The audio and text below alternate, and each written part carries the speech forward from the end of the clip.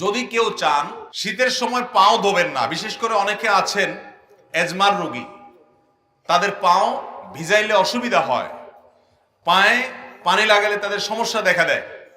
সমস্যা হোক বা না হোক, সর্বাবস্থায় আপনি চাইলে শীতের সময় শুধু না অন্য সময়ও করতে পারেন, শীতের সময় বেশি দরকার, সেজন্য শীতের আমল হিসেবে বলছি।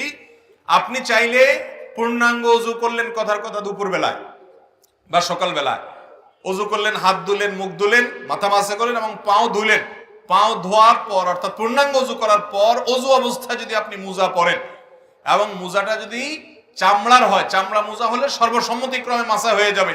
কাপড়ের মোজা হলে মাসা হবে কিনা ইখতিলাফ আছে।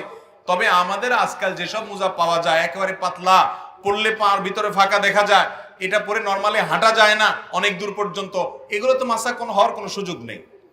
তো যাই হোক, আপনি যদি ওযু করার পর এরকম মোজা পরেন তাহলে সেক্ষেত্রে সেই মোজা পরা অবস্থায় আপনার বাড়িতে অবস্থান থাকাকালীন করলে 24 ঘন্টার মধ্যে ওই মোজা খোলা ছাড়া আপনি ওযু করতে পারবেন। কিভাবে?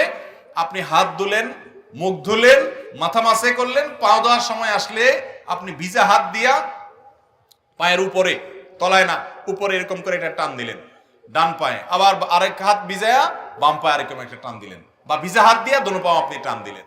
তো এইভাবে মাসাহ করার মাধ্যমে পাও ধোয়ার কাজ হয়ে যায়। এবং এটি আহলুস সুন্নাহ ওয়াল জামাতের গুরুত্বপূর্ণ একটা আকীদা যে তারা আহলুস সুন্নাহ ওয়াল জামাতের সকলেই মাসাল খুফাইন বা মোজার উপরে মাসা করাকে জায়েজ মনে করে। নবী করিম সাল্লাল্লাহু আলাইহি সাল্লাম মাসা করেছেন, আলী রাদিয়াল্লাহু তাআলা আনহুকে নির্দেশ করেছেন, বিধায় মোজার উপরে মাসা করলে সওয়াব কোনো কম হবে।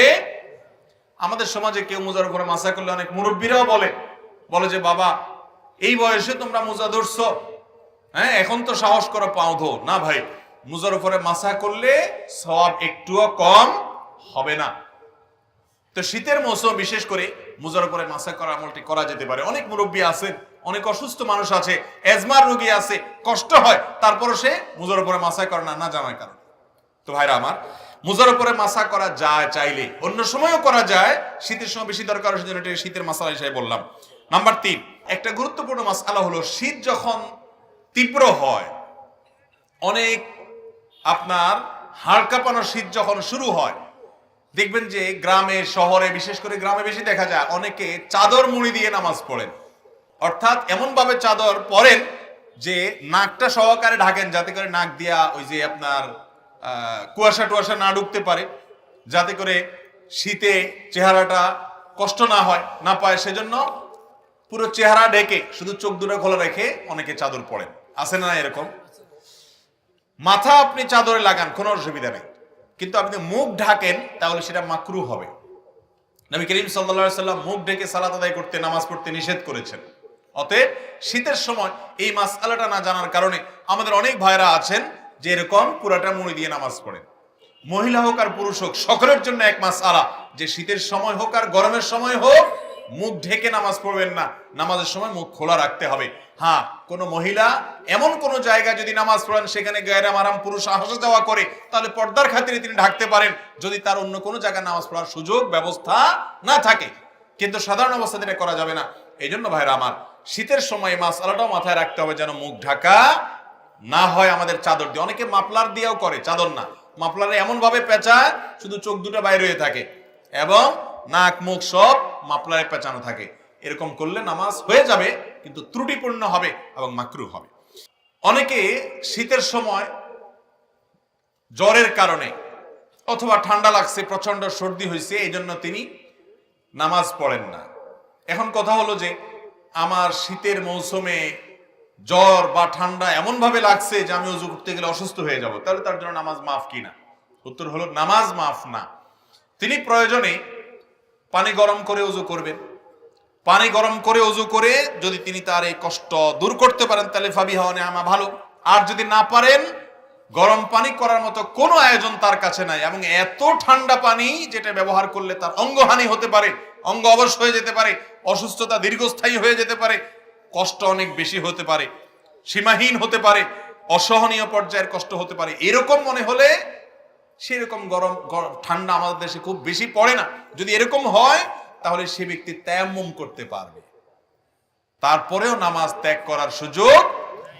ইসলামের সবকিছুর বিকল্প আছে, নামাজের কোনো বিকল্প ইসলামে আপনি সফরে আছেন, রমজানের রোজা রাখতে পারছেন না, অসুস্থ হয়েছেন, রোজা রাখতে পারছেন না, অসুবিধা নেই, অন্য সময় রেখে দিলে চলবে। নামাজের মধ্যে এটা চলবে?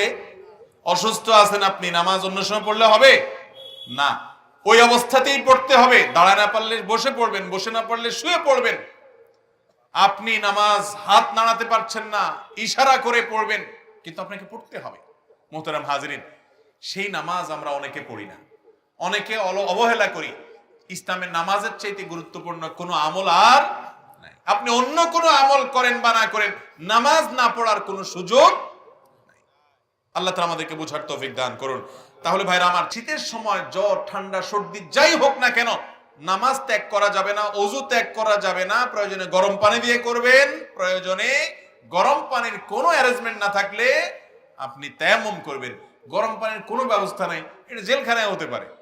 বাসা বাড়িতে সবাই আশেপাশে চুলা আছে, চাইলেই গরম পানির ব্যবস্থা করা যায়। ফ্লাস্কে রেখে আপনি ওযু করতে পারেন আগের রাতে এশার সময়। 5 নম্বর মাসআলা হলো, অনেকে জানতে চান শীতের সময় যে এই যে শীত বস্ত্র দানের কথা একটু আগে আমরা বললাম, শীতের সময়ের একটা গুরুত্বপূর্ণ কাজ হলো শীতার্ত মানুষের শীত বস্ত্রের ব্যবস্থা করা। এখন প্রশ্ন হলো, যাকাতের টাকা দিয়ে শীত বস্ত্র দেওয়া যাবে কিনা? তো এর উত্তর হলো, যাকাতের টাকায় শীত বস্ত্র দেওয়া যাবে ওই ব্যক্তিকে যে ব্যক্তি যাকাতের হকদার। তার শীত বস্ত্র কেনার টাকা নাই, তখন আপনি তাকে শীতের কাপড় কিনে দিলেন, যাকাতের টাকা থেকে এটা জায়েজ আছে। কিন্তু আমরা সুন্নাহ ফাউন্ডেশন থেকে বা আরো বিভিন্ন সামাজিক সংগঠনগুলো যে শীতবস্ত্র বিতরণের উদ্যোগ নিয়ে থাকে, সেখানে যাকাতের টাকা আপনারা দিবেন না। আমরাও বলি যে আমাদের এখানে কেউ যাকাতের টাকা দিবেন না, কারণ আমরা যখন বিভিন্ন এলাকাতে গরিব দুঃখীদের মধ্যে শীতের কাপড় দেই, তখন কে যাকাতের হকদার আর কে যাকাতের হকদার না, এটা এতটা বেছে বেছে দেওয়া সম্ভব হয় না। যার কারণে যাকাতের টাকা দিয়ে শীতের কাপড় দিলে আপনার জানাশোনা কোনো গরিব যিনি অবশ্যই যাকাতের হকদার, তাকে আপনি দিতে পারবেন, কোনো অসুবিধা নেই।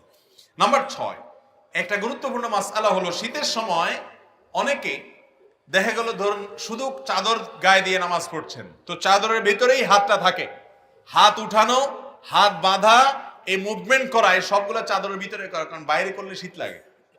এই রোগটা আছে না নাই? এটাও হাদিসে পরিষ্কার ভাবে নিষেধ।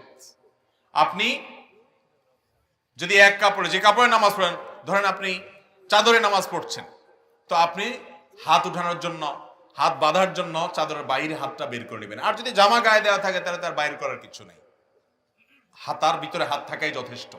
কিন্তু চাদরের ভিতরে যদি আপনি নামাজ পড়েন বা আপনি বড় কোনো কাপড়ে নামাজ পড়েন, তাহলে সেক্ষেত্রে শীতের জন্য ভিতরে ভিতরে আপনি সেরে ফেললেন, হাতটার বাইর করলেন না, নামাজ হয়ে যাবে, কিন্তু এটা মাকরু এবং অনুচিত কাজ। শীতের সময় এই কাজটা অনেক বেশি হয়ে থাকে, এটা লক্ষ্য রাখতে হবে। এটা 6 নম্বর মাসআলা। আল্লাহ তাআলা আমাদের সবাইকে এই শীতের মৌসুমে আল্লাহকে সন্তুষ্ট করার মতো আমলগুলো করে যাওয়ার তৌফিক দান করুন। এবং শীত উপলক্ষে যেসব মাসআলার ব্যাপারে আমাদের বিশেষ যত্ন থাকা উচিত, সতর্ক থাকা উচিত, সেগুলোর পরে আমরা যেন বিশেষভাবে সতর্ক থাকতে পারি, যত্নশীল থাকতে পারি। আল্লাহ তাআলা আমাকে, আপনাকে, আমাদের সবাইকে আমল করার তৌফিক দান